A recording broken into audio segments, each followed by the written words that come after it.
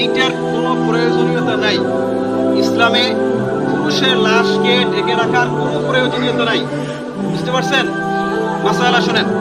এরপরে জানাজার শেষে আগে আমরা পুরুষের লাশ আমরা দেখব, আমরা চেষ্টা করবো এই লাশটা দেখার জন্য। এই লাশে যে ভদ্রলোক শুয়ে আছেন, আপনার মতন আমার মতন মানুষ না ফেরেশতা? জোরে বলুন, মানুষ না ফেরেশতা? এই ব্যক্তি শুয়ে আছেন, সাদা কাফনের 3 টুকরা কাফন ছাড়া আর কিছু আছে?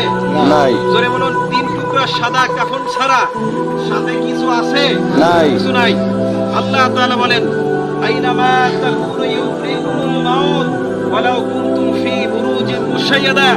হে পৃথিবীবাসী শোনো, তুমি যেখানে থাকো, এমনকি যে প্রান্তে থাকো, শিশারালা প্রাচীরের মধ্যেও যদি থাকো, বাঁচতে পারবে না। মৃত্যু যখন আসবে, মৃত্যু পাকড়াও করবে, ধাওয়া করবে, এই থেকে বাঁচার কোনো সুযোগ নাই, সম্ভাবনা আছে?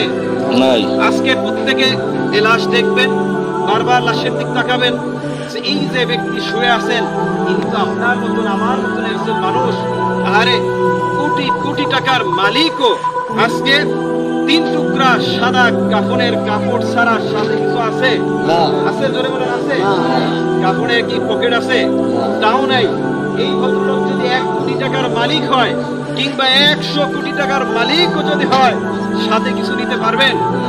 ঈমান এবং আমল, সে কথাই রাসূল পাক সাল্লাল্লাহু আলাইহি ওয়াসাল্লাম বলেন, মান কানা আখিরু কালামিহি লা ইলাহা ইল্লাল্লাহ ফাদাখালাল জান্নাহ, আও কামা ক্বালা নবী আলাইহিস সালাতু ওয়াসসালাম। যে ব্যক্তির শেষ নিঃশ্বাসের সময়, মৃত্যুর সময় জবানে লা ইলাহা ইল্লাল্লাহ উচ্চারণ হবে, ফাদাখালাল জান্নাহ, তার জন্য জান্নাতের দরজা খুলে দিবেন একজন। তিনি কে? আল্লাহ। সবাই হাত উঁচু করে নেন, কে? আল্লাহ।